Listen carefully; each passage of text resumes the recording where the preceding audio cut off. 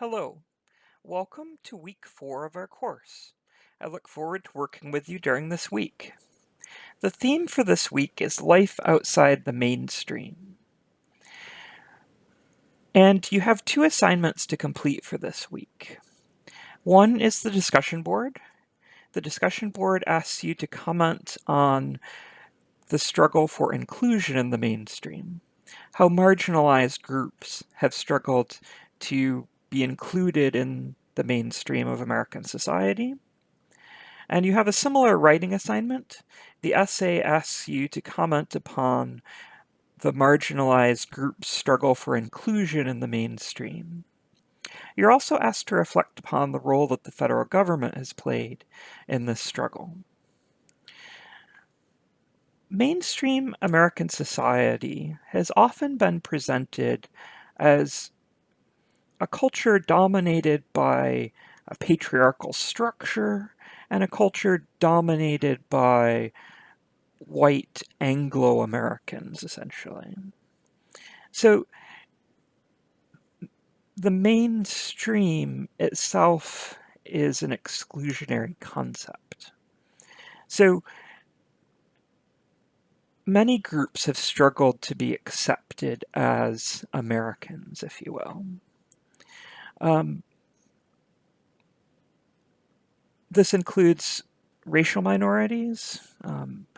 Throughout American history, African Americans have struggled to be recognized as Americans and to be included in the mainstream. It includes immigrant groups who've struggled for inclusion and recognition in the mainstream of American life as well. This topic reminds me a bit of a speech by Malcolm X. It's entitled Message to the Grassroots.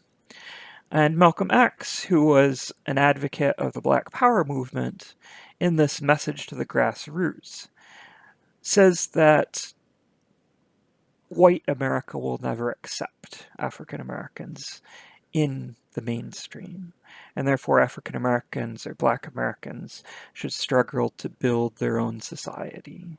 It was a separatist message, largely. In contrast, Dr. Martin Luther King Jr.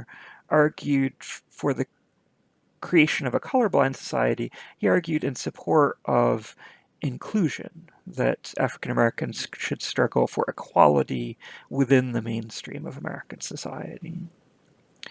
Malcolm X argued that African Americans would never be accepted as Americans, and therefore they should focus on building their own community.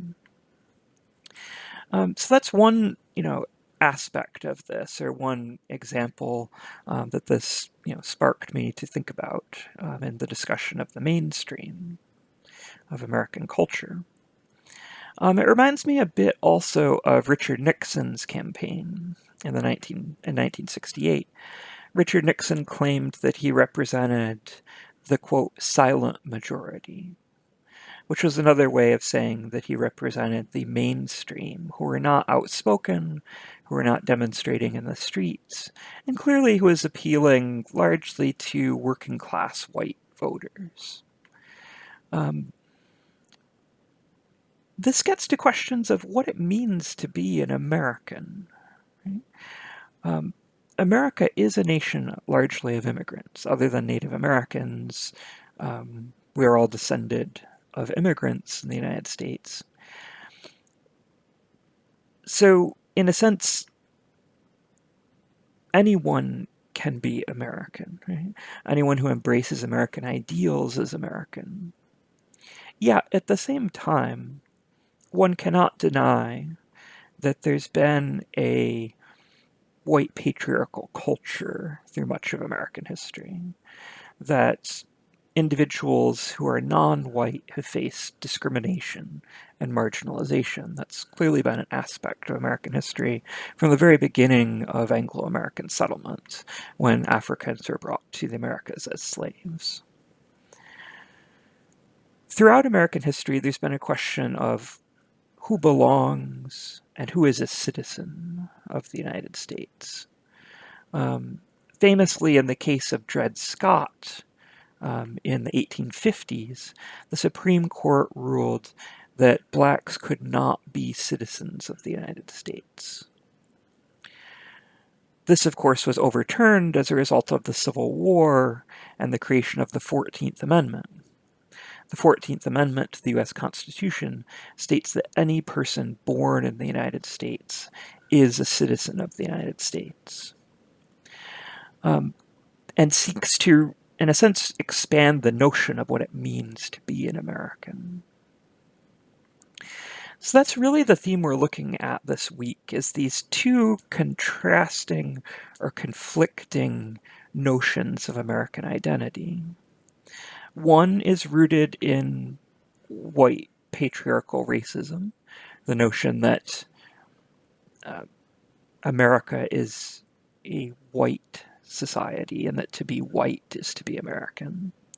And the other is a much more inclusive vision, and I would argue a much more accurate vision, that the United States is a nation of immigrants, and that various marginalized groups, including marginalized racial groups, have had to struggle for inclusion in the American mainstream. So I think this will be an interesting week, and I look forward to working with you.